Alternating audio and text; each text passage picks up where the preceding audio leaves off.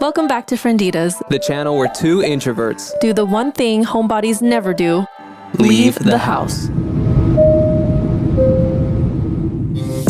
As the Japan arc comes to a close, the Frienditas are finally in Kyoto, Japan. We want to know, what is it about Kyoto that's so different and unique? We begin with a visit to the famous Arashiyama bamboo forest. I love that because bamboo grows so tall, it's just a fully natural shade. Next, we check out the iconic kinkaku-ji, a gold-covered Buddhist temple in the northern part of Kyoto. Very impressive because it's all gold. Very beautiful. Sparkles in the light. Our third spot for the day is Okazaki Park and the enormous Heianjingu shrine. Yeah, actually from the gate that we just entered, we have to cross a park, and then it's the shrine. We end our day with some dinner and delicious sweets near Rokkaku dori. It's got like a retro-ness to it, like Osaka, but it has like a bigger shopping feel like Tokyo does. This is our first time in Kyoto.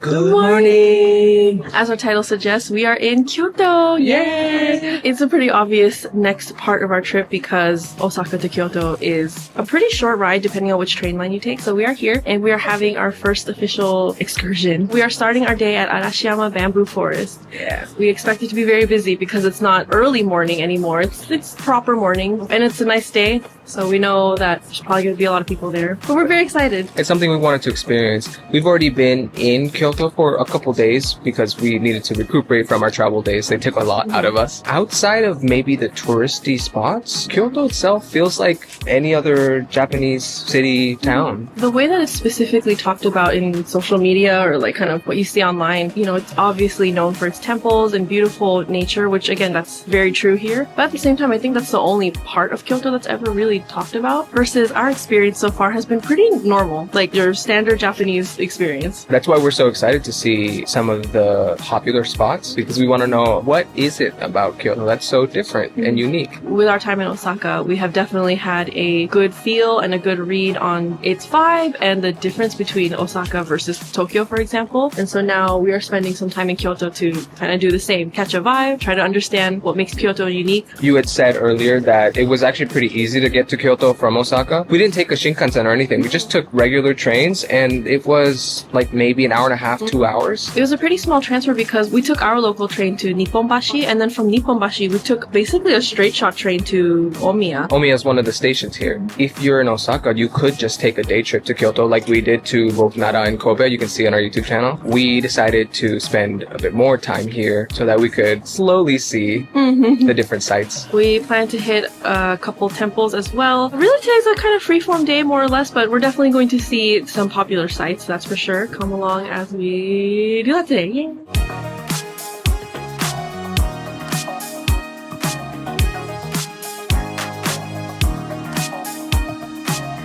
So we are at Saga Taroko Station. It is this scenic train which goes to Taroko from here, Arashiyama. And I think it's extra. It's a separate train line completely. And yeah, I think it's just a scenic train route from one neighborhood to another neighborhood.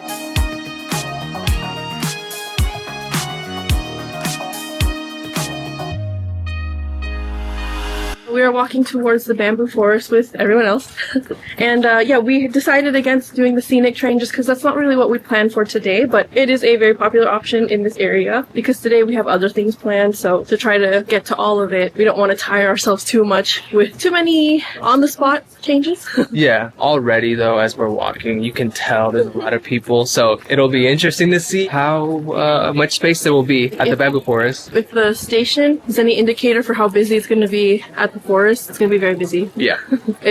Yeah, already we're seeing there's a line, a unofficial line to get into the forest, which I don't know if you've ever experienced a line to get into a forest, wherever in life you have gone to a forest.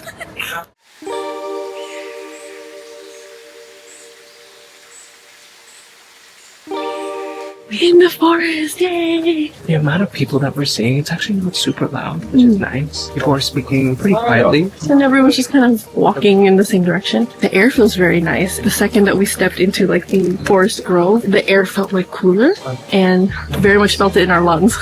We've reached our first fork in the road, and one of the paths leads further into the forest. That's probably the one we're gonna take. Yeah, it's a fork that happens after, like, once you enter the beginning of the forest. I'll say it's started to get a little louder. Maybe it was the group of people we entered with that was pretty quiet.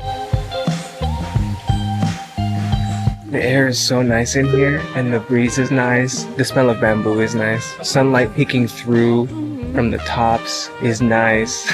I love that because bamboo grows so tall. It's just a fully natural shade. It's so nice walking in here. We're kind of in like a little open spot right now. There are a few pockets where the crowds are sparse.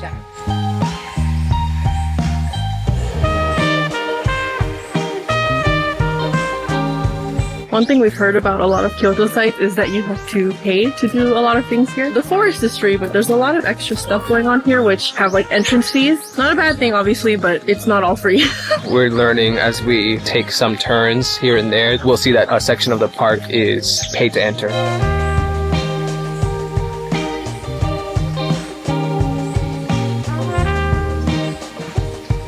We walked down to the river, and it's really beautiful here. It's very peaceful. We found a shaded spot under a tree.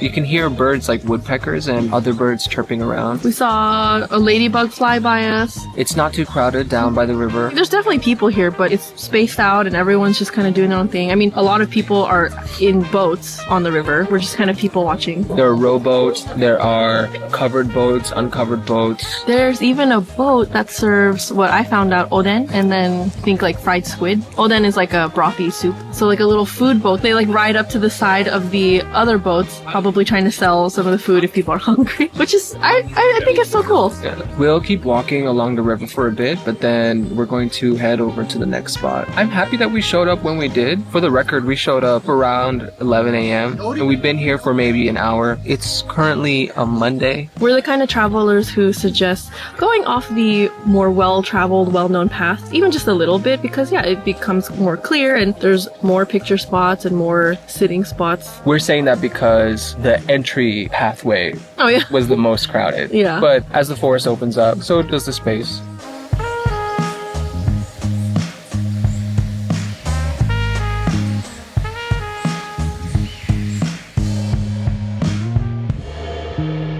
Oh my god, so there's all these boats, and then what is this?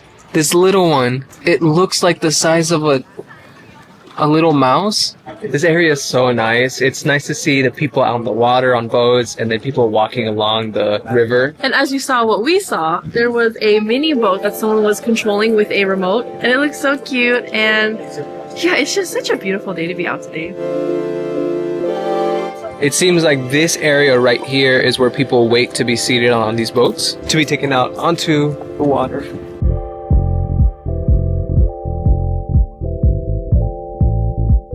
Since being here, we have also found out that Kyoto has a tax for people staying here. Right now, at the time of filming, 200 yen a night. Particularly for adults, so I think kids are exempt from it. We paid our Airbnb cost when we booked the Airbnb, but we were told after booking and showing up that we had to also pay the additional tax in cash, which we're fine to do, but it was something we did not expect. So that's why we're mentioning it now in the video. Even in this area alone, there's all modes of transportation. And I think actually right now we're passing by a mini dam. Or, I don't know about dam, but like that. What is that? Oh, I shouldn't say that. So we're like, oh, you're stupid. I don't know what this is. We don't know what this is. But it's some form of water structure. The only word we know is dam, but that might not be a dam. You can see the water flowing, and then there's a bridge full of people there.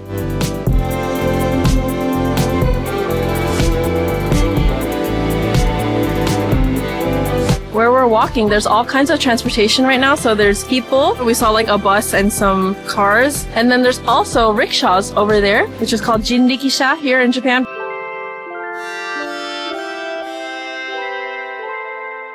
Please, they even made the bridge a mascot. Like, that's so cute. See, oh my god, oh my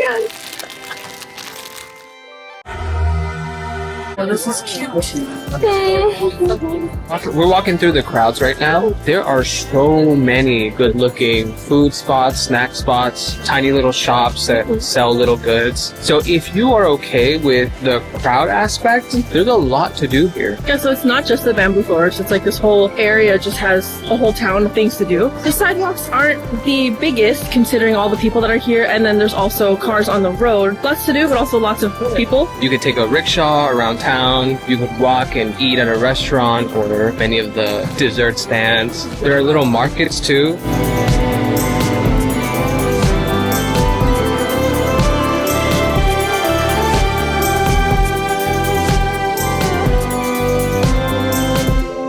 Of course, we got detoured by ice cream. We love ice cream. So we are thinking of getting this strawberry soft serve and then also this kinkaku-ji monaka, basically hojicha ice cream, so roasted green tea.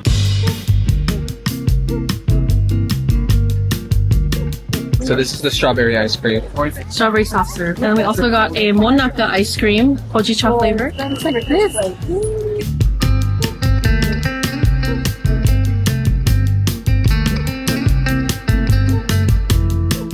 Yeah, very tart strawberry. That's really, really good. Yeah, it tastes like you have actual strawberries in here. I can see there's like little strawberry seeds even. So I think there's literally some strawberry in this. It's not super sweet. These details, I don't know if they come through, but little strawberry seeds, like you said. So now here's the monaka ice cream. It's got like a whole scoop of ice cream in the middle and then like a sheet of mochi. And then I'm not entirely sure what this is. I am wondering if it's like chestnut paste. That's my best guess. The monaka is the shape of kinkaku-ji. It's very cute.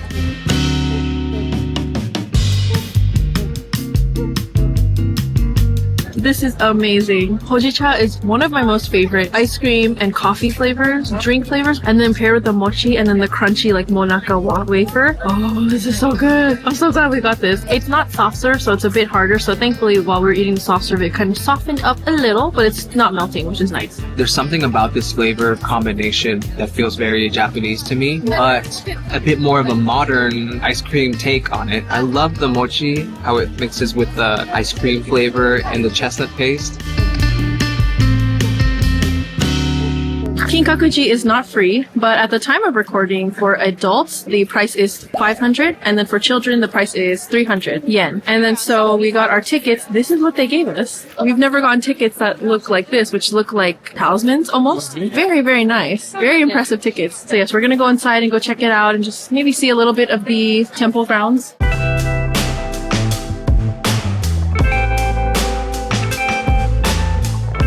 We see it across the water right now. So a lot of people here, so you just gotta wait your turn to get close to the edge. It's pretty small, but it's still very impressive because it's all gold. Very beautiful. Sparkles in the light.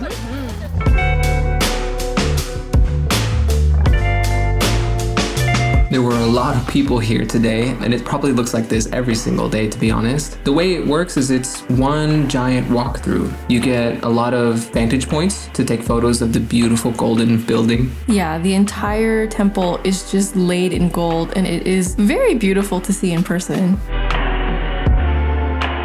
After seeing the temple itself, you continue your walk. It's all one way, and you'll see lots of little things here and there, like a little waterfall, some very nice trees and greenery. They laid out the nature aspects of this park area very nicely to complement the temple. Yeah, it felt very tranquil. Minus all the people, of course. Of course, yeah. And then you arrive at a spot that has like gift shops and stall food, little knickknacks. We didn't end up exploring every single building here because there were a lot of people, so it was a little overwhelming, but just know that there's more that you can do here. We are super underground right now at the Nishioji Oike station. We're tired because there was like 6 flights of stairs to go down, and that wasn't even the end of it, that was the beginning of it. And then it was a very long hallway with nothing else around, just 2 ends of a very long hallway, and then more stairs. It felt like we walked a whole city block or two underground. I will say the jingles that play here are uniquely old world Japan. It's nice.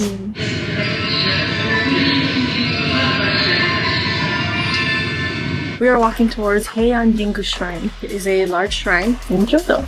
We were recommended to it by our host. She said that it was a nice day to go today, so we're gonna stop by, see the grounds. The usual when it comes to shrines and temples. This part of Kyoto is starting to feel more like the Kyoto that we see online with the wooden architecture. As we said earlier this video, a lot of Kyoto does just feel like another Japanese city, which is fine, but it's not all that social media can show it as. There's a lot more to it than just that.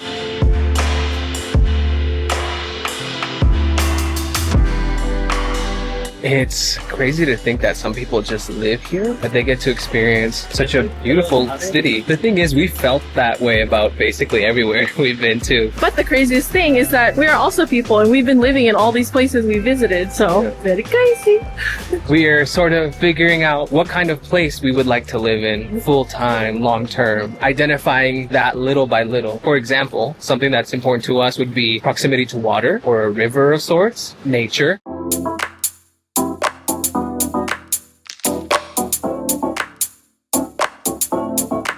This right here is the National Museum of Modern Art, Kyoto. Here you can see the torii gate in the background. As we're walking towards the shrine, it looks like there's music playing. It seems like a huge area, so not just the shrine specifically, but a bunch of stuff around it. Yeah, actually from the gate that we just entered, we have to cross a park, and then it's the shrine. Woo! There's like a lot of street food looking things and stalls set up.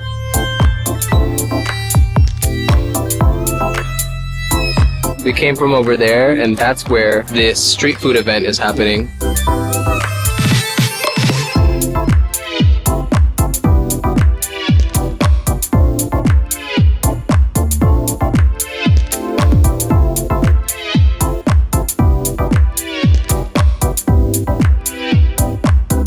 We decided we're actually going to go to a restaurant because we want to sit down and eat, but like inside. The food festival that's going on here, they have seating, but it's outside, and I think I just want a little comfy space right now. And we've been walking a lot all day, and we haven't sat and ate. Yeah, if you've noticed with the cadence of this video, there hasn't really been food.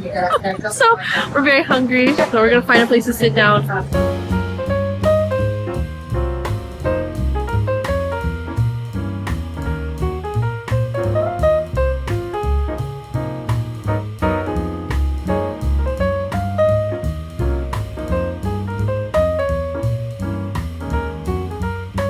We decided to get the 200 gram blade meat steak for 1,270 yen. We got it as a rice miso soup set. Our set has arrived and the cast iron plates have finally cooled down a bit. The oil splatters, and so this otherwise would have been on our clothes. No shame. I'm going to mix the egg sauce.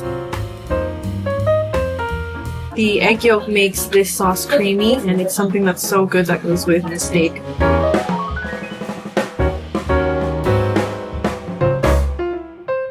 So good. We actually got ours medium rare so that it could continue cooking to our liking, so like a little bit more cooked on the cast iron. I think now it's cooked to basically medium well maybe. You have to try it with this egg sauce. There's just a perfect pairing portion, and the price is very fair. The taste, amazing. I really love it. Like you said, it really is the perfect combination. It's something that we've had a lot in Japan, and you can't go wrong with it.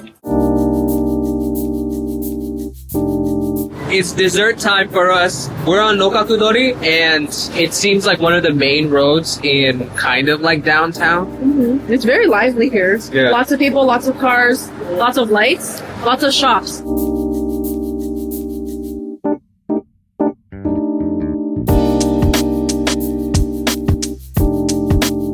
I will be getting the almond chocolate crunch. I will be getting the rare cheese blueberry. Okay, there you are. This is your almond one. This is the blueberry one.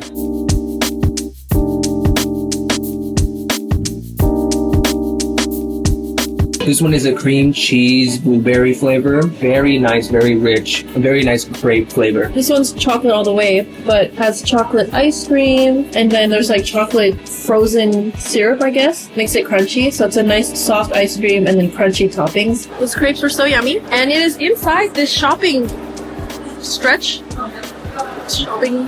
plaza. Shopping walkway. Yeah. It's very cute, very nice. Yeah. There are parts of this that remind us of Tokyo, parts of this that remind us of maybe some parts of Osaka as well. It's got like a retro-ness to it, like Osaka, but it has maybe like a bigger shopping feel like Tokyo does. Yeah. This concludes our first video in Kyoto. It was a lot of fun, and it was nice to see parts of Kyoto that make it uniquely Kyoto. Like, how is this different from any other city? Oh, because it has these places. It makes sense why a lot of these places are tourist places. It's because it's like people want to see something impressive. That's not to say that there aren't many more impressive things that are non-touristy around here. It makes sense why these places are so popular. So we're very excited to be here. Thank you so much for watching. Please like and subscribe. Leave a comment if you like. Let us know which Kyoto temple or shrine you would like to visit, or which one you have visited, and maybe any like tips you'd like to share about maybe having a better experience at these places. I don't know, just any tips and tricks you have for Kyoto places. Yeah. Also, leave a comment if you have ever been somewhere that you thought would look one way because of how social media portrays it, and it looks a little different when you show up.